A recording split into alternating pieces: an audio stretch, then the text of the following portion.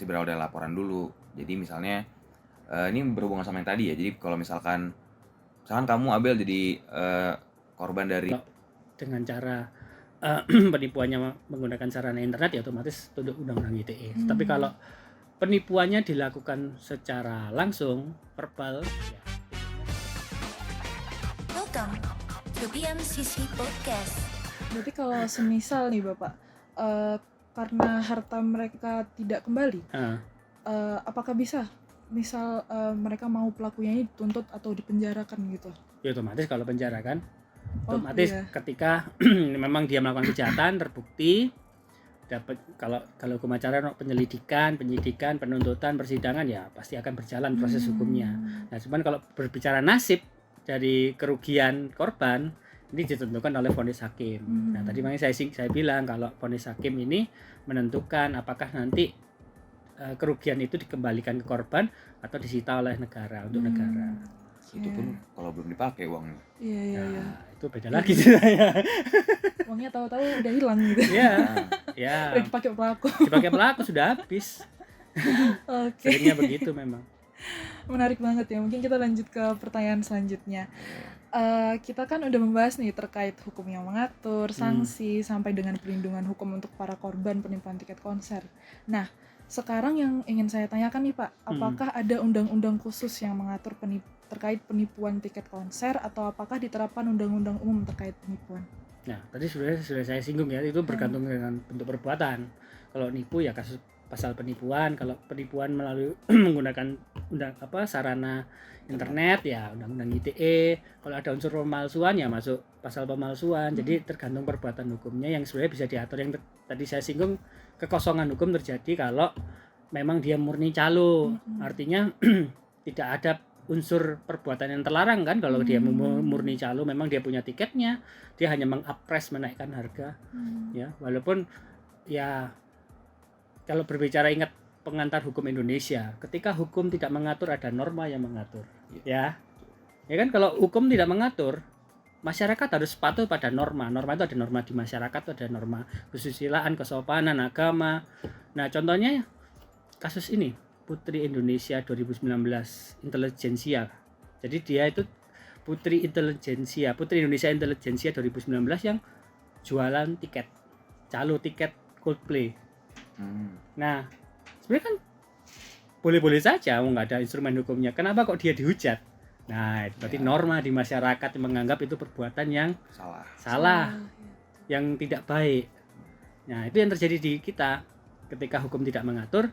Norma di masyarakat yang ternyata menganggap itu perbuatan yang tercela. Ya, karena mungkin mengapresnya tadi terlalu tinggi, nggak masuk akal. Nah, itu yang terjadi kan. Itu ramai, saya juga tahunya di medsos. Putri Indonesia Intelijensia 2019 namanya, lupa. Ya, itu dihujat, akhirnya dia refund, kembalikan. Dia menjual 100 tiket Coldplay. Gila nggak? Berarti cara memperoleh keadilannya ini selain bisa dilaporkan tapi juga bisa dari norma di masyarakat. Dari masyarakat itu sendiri ya, norma di masyarakat itu apa? Power of netizen kalau zaman sekarang ya. Netizen, betul. Ya, orang lebih takut dihujat netizen. Nah, itu pelanggarannya norma kalau memang benar-benar murni calo seperti. Iya. Memang kalau media sosial sekarang sih nggak main-main ya, kalau misalnya ketahuan ada kesalahan pasti sama netizen langsung, ini gimana sih, kasus seperti itu. Ya. Power of netizen. Oke, betul Bapak. Mungkin kita lanjut ke pertanyaan selanjutnya. Apakah ada perbedaan dalam penanganan hukum antara penipuan tiket konser Coldplay secara offline sama offline? Tadi mungkin sudah disinggung sedikit sih sama Bapak. Iya sih, tadi sudah disinggung ya. Iya. Jadi kalau dia karena berbicara penipuan ya, karena yang diatur penipuan dalam undang-undang ITE itu. Kalau memang itu penipuan, kalau nggak salah pasal 28 undang-undang ITE. Ya, tentunya ke undang-undang ITE karena menganut asas lex specialis derogat lege generalis. Undang-undang yang bersifat khusus menyampingkan undang-undang yang bersifat umum. Nah, kalau dengan cara penipuannya menggunakan sarana internet ya otomatis tunduk undang-undang ITE. Tapi kalau penipuannya dilakukan secara langsung verbal ya tunduknya ke KUHP. Gitu. Sih hukumnya. Balik ke perbuatan lagi. Ya, balik ke perbuatan tadi di awal. Bentuk perbuatannya apa? Oke. Mungkin untuk selanjutnya, pertanyaan selanjutnya ini adalah bagaimana pendekatan hukum terhadap penjual tiket konser Coldplay palsu atau ilegal di platform online? Penegakan hukum, Iya, pendekatan hukumnya itu seperti apa itu? pendekatan. Ya. Ya, ini hukum acara ya Mas ya. Iya. Ya, hukum acara banget. Ya, pendekatan hukumnya artinya kalau ketika ada masalah gitu apa yang bisa dilakukan mungkin ya. Ya, lapor. Ketika menjadi korban harus lapor. Ya, karena kalau hukum acara itu ada sumber-sumber tindakan. Artinya polisi bisa melakukan penindakan kalau ada laporan atau diketahui sendiri oleh petugas. Itu balik lagi kalau lapor kemudian tidak ada reaksi, the power of netizen, viral kan. Zaman sekarang gitu sih. Seringkali kasus-kasus yang membeku gitu ya, nge-freeze, nggak ada pergerakan sama sekali, itu menjadi cair karena netizen. Iya. Jadi kalau ada menjadi korban penipuan tiket, lapor saja. Ya kalau lapor tidak ada tanggapan ya sudah, viralkan gitu. Berarti buat teman-teman yang mungkin sekarang lagi mengalami penipuan tiket konser, apalagi yang baru-baru ini Coldplay ya, merasa tertipu ya, memang sudah tertipu, memang sudah tertipu ya bisa langsung dilaporkan aja gitu kan, ya begitu. Oke, buat selanjutnya, buat beranjak ke pertanyaan selanjutnya, dalam menangani kasus penipuan tiket konser Coldplay ini, peran pihak berwenang seperti kepolisian atau instansi terkait dalam penanganannya itu seperti apa ya Pak Ardi? Berarti Atau mungkin dari Bang Nixon? Ya, ayo duluan Mas. sistem peradilan berarti Pak. Ya, bisa berjalan situ. Ya. Kalau pihak yang berwenang berarti ya. Iya, pihak yang berwenang. Dalam fenomena penipuan tiket Coldplay. Sebetulnya ruang lingkupnya ya pastinya harus, kalau pihak berwenang kan kita ngomongin lembaga. Kalau misalkan dalam ruang lingkup hukum pidana berarti paling pertama ada kepolisian dong.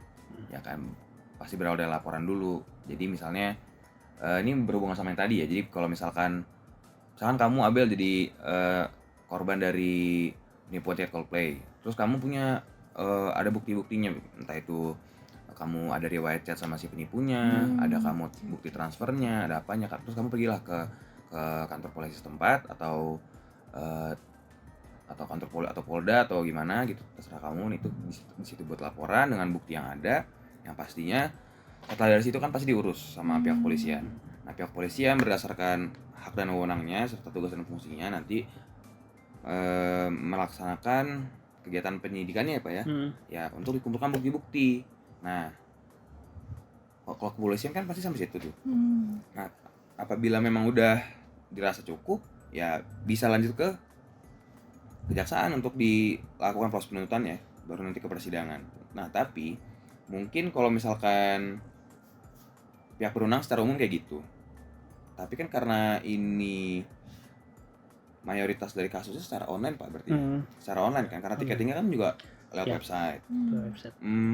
Agak sulit ya kayaknya ya. Dari beberapa tahun belakangan ya Pak ya, kayaknya agak sulit kalau misalkan ada tindak pidana yang dilakukan secara daring atau nggak menggunakan media-media internet tuh sulit untuk diketahui, karena kan logikanya pasti si pelaku menyamar dong Pak.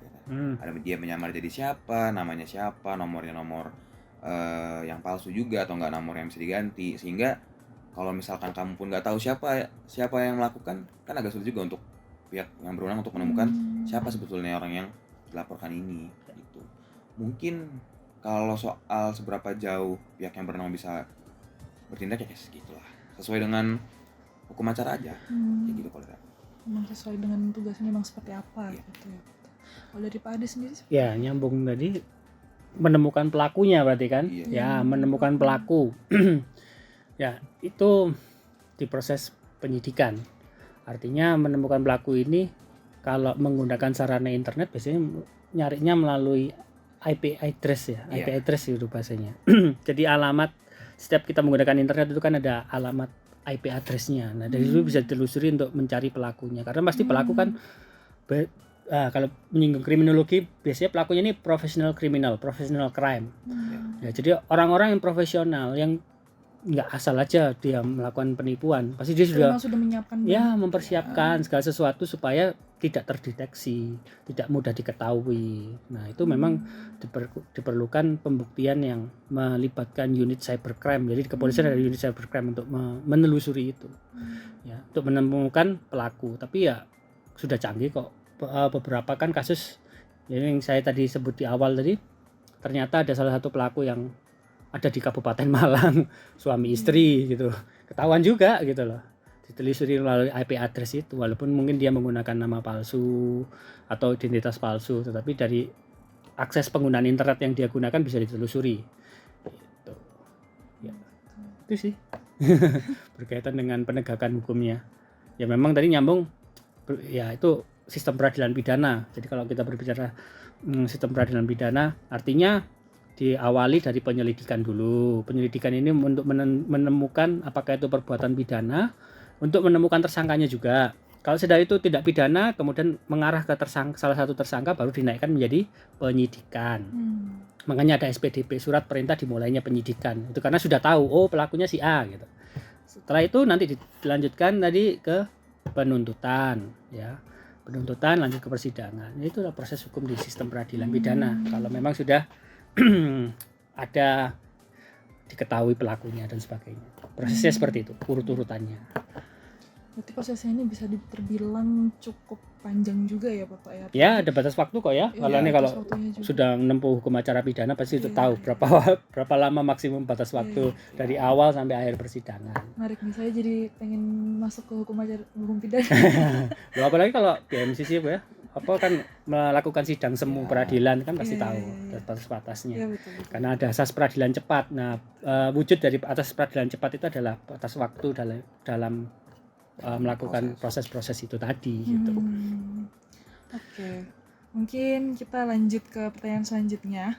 Oke, menurut aku pribadi, pertanyaan setelah ini tuh bakal lumayan bermanfaat sama menambah ilmu nih bagi teman-teman pendengar podcast. Apalagi kalau semisal teman-teman sedang mengalaminya saat ini ya, mungkin bisa membantu banget. Jadi pertanyaan begini, apakah kira-kira ada langkah-langkah yang bisa diambil oleh korban penipuan tiket konser Coldplay dalam upaya mencari keadilan secara hukum? Jadi kita di sini mungkin membicarakan tentang keadilan yang bisa diperoleh untuk korbannya, keadilan terbaik yang terbaik.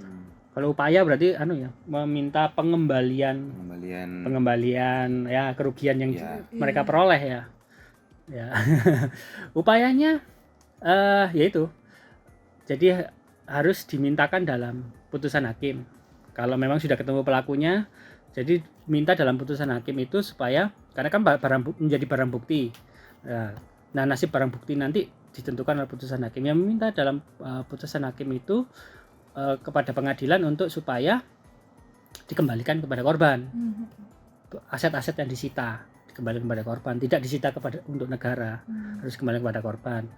Atau seperti di kasus-kasus yang viral yang besar ya, kayak kasus Indra Kents, Doni Salmanan sama First Travel itu, mereka bikin paguyuban ya, tetapi itu kan karena pelakunya satu, hanya First Travel saja, tapi korbannya banyak, mereka bikin paguyuban. Nah, tapi masalah dalam tiket konser ini pelakunya kan macam-macam, banyak, tidak hanya satu pelaku, banyak pelakunya ya.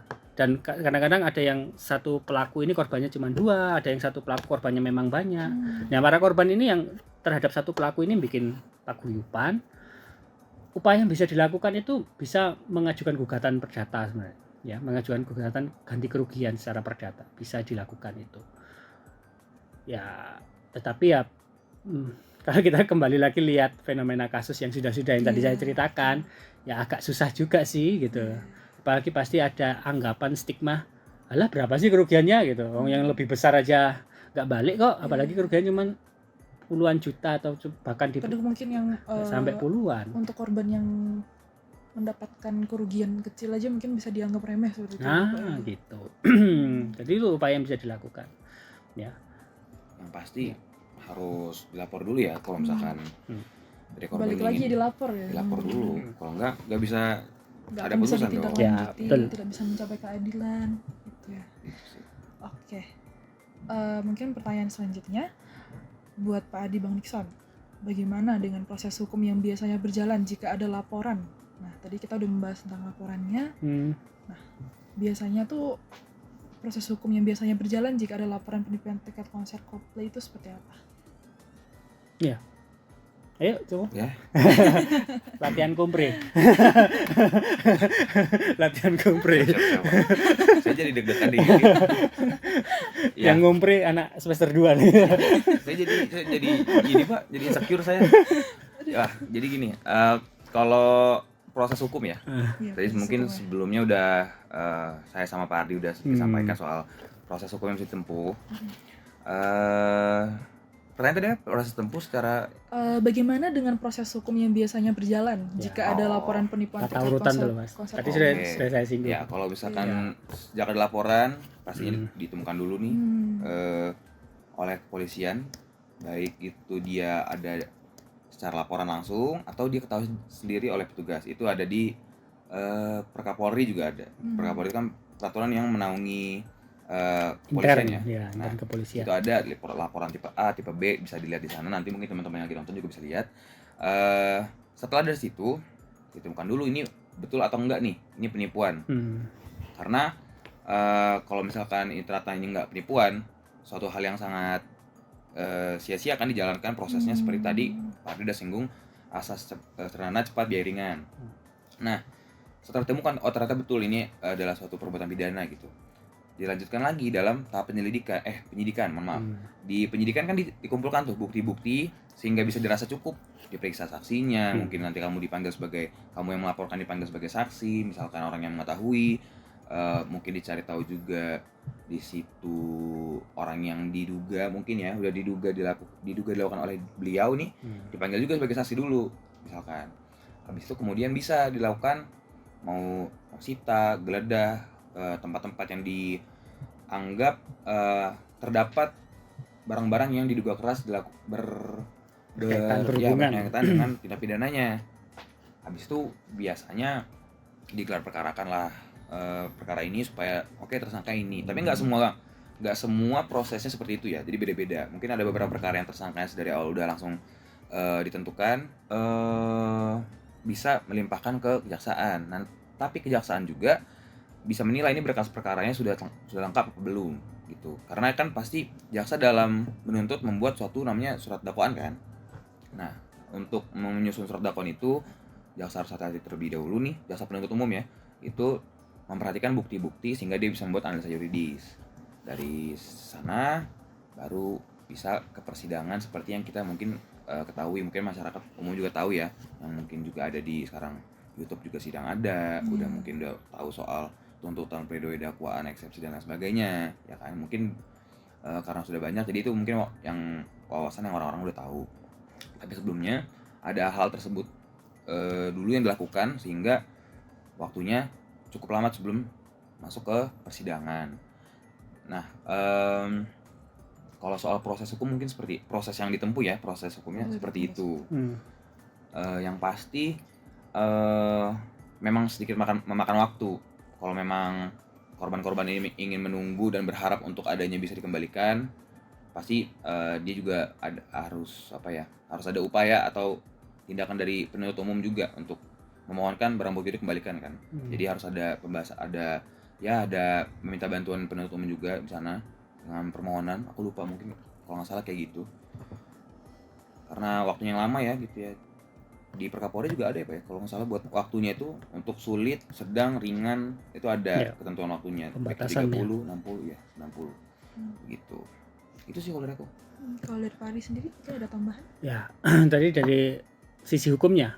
Jadi kalau saya melihatnya gini, sebenarnya tidak semua masalah itu harus diselesaikan dengan hukum.